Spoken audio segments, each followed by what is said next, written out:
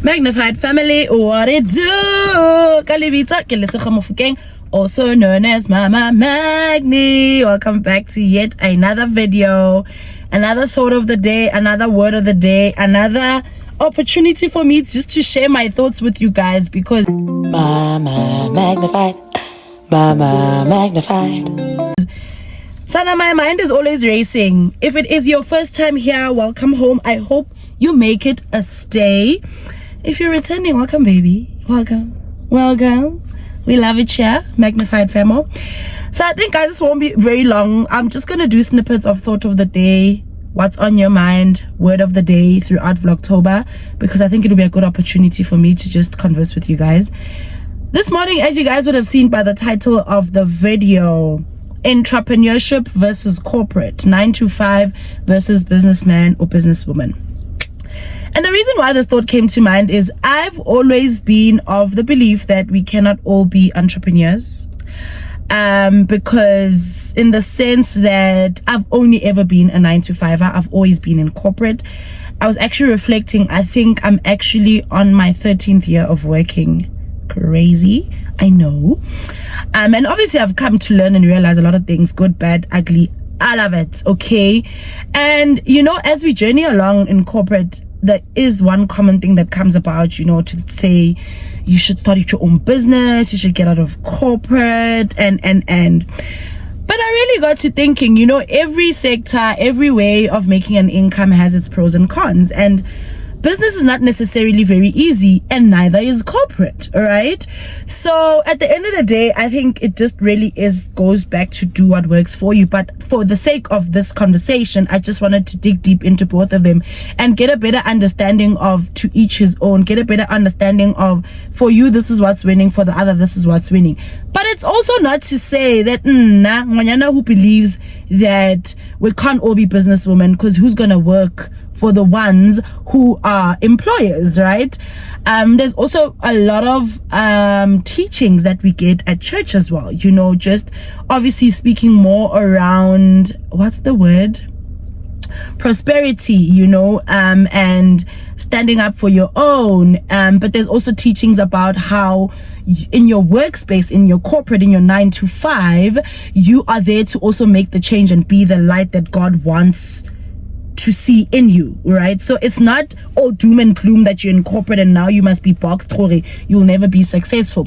There's also the saying that, you know, you'll never be rich or be wealthy when you're only in corporate. I get from a financial standpoint, there are limitations of being in corporate, but there's also limitations in being an entrepreneur and being a business owner.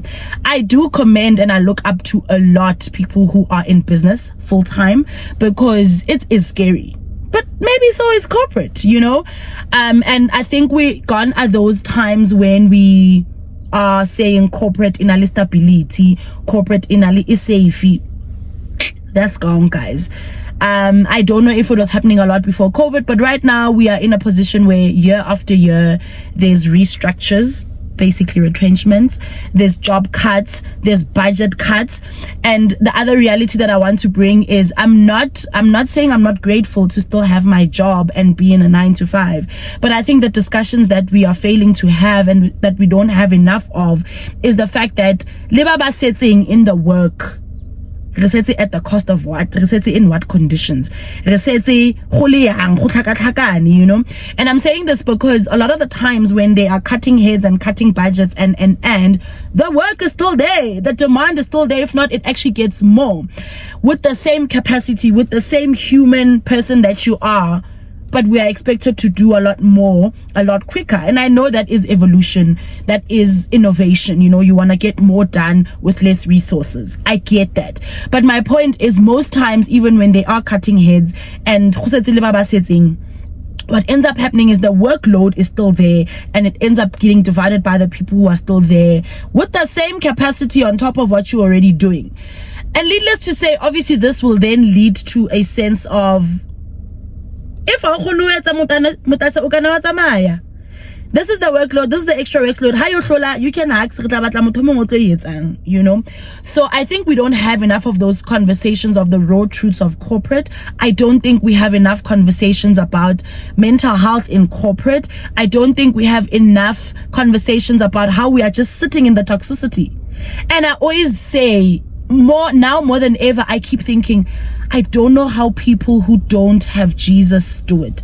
Because sanana, my sanity every day, all the time, it's God and God's word. That is what's keeping me sane. And I think essentially, obviously, God has wanted to get us to a point where we are in complete surrender and not leaning unto our incomes, not leaning unto our CEOs, not leaning unto our skills, not leaning unto our degrees, not leaning unto our last best performances in terms of sales, not leaning unto our clinical discussions, not leaning unto the clinical drugs that we sell, you know, but go back to him. But this is not the point of that. But I'm just saying, more than ever, I'm just like, how do people who do not have Jesus do it?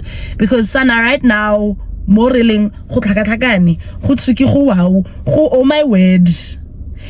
Business as well. My sister's an entrepreneur. A lot of people I know are full-time entrepreneurs, and that is hard. It's probably equally rewarding once you get it right. But the more you also learn the ropes and hoops of business, it also comes at a sacrifice and at a cost. So it shouldn't be over glamorized in terms of being an entrepreneur. Each path has its pros and cons.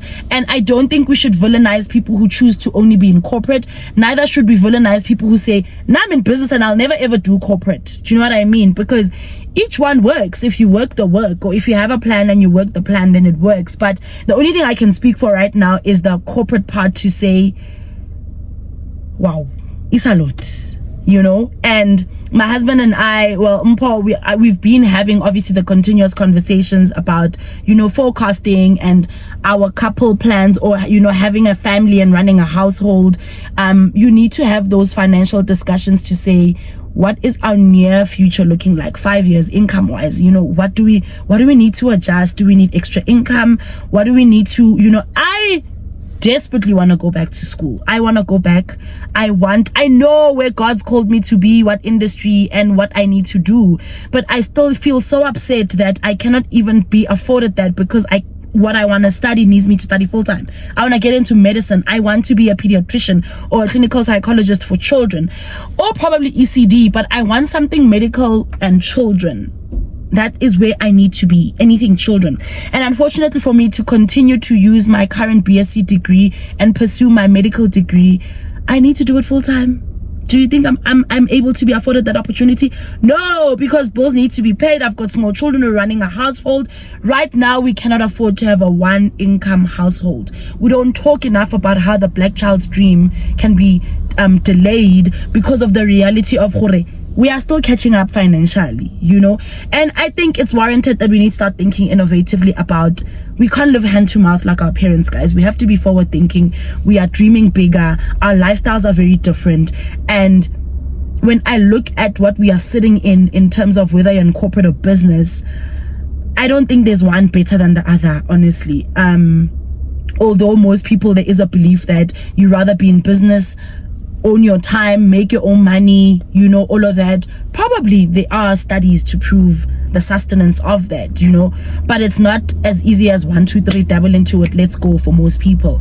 And this is really what I wanted to just get us talking about, to say, business or entrepreneurship versus corporate, who's who in the zoo? Let's talk, indulge me, guys. Indulge me. There's people who's probably dabbled in both. There's people, I mean, there's a big hype also about, although if you're in corporate, you could have a second, third income. That needs time, that needs energy, that needs time taken away from something else. I am still very, very, very anal and passionate and, you know, set in my ways about not taking away time from being a family woman, from being a mom, from being a wife. So I am still of the belief that I will not take away time from there. It probably is a sacrifice that is needed, even should I go back to study. But right now I'm just like, pick one, you know. How's this one going? How's this one going? What are the realities right now in 2024 of both sectors? And, you know, in terms of income, in terms of feasibility, in terms of mental health, because it's another thing we overlook. You cannot do everything and anything at the cost of your mental health. And in closing for this video, I think another thing that prompted me is the fact that I just saw an article about an employee. I always get employee and employer mixed up. An employee wako Standard Bank who's been working in a not so healthy work environment. Mental health has just been go Standard Bank, and unfortunately she stood up at a 8-story building and jumped off. We could sit here and judge her, but how many times, even if it wasn't to the extent of suicide, how many times has it just felt like this is too much in corporate or maybe even in business? Akukho lula mutase. Let's have this conversation. Talk to me. What is happening? Which is which? What is working for you? What has been your experience? What are the realities that we're not even talking about? Indulge me. Please comment, like, subscribe, share with this video with anybody who could find it very relevant. Guys, let's talk. Let's put the conversation on the table and just interrogate our realities right now.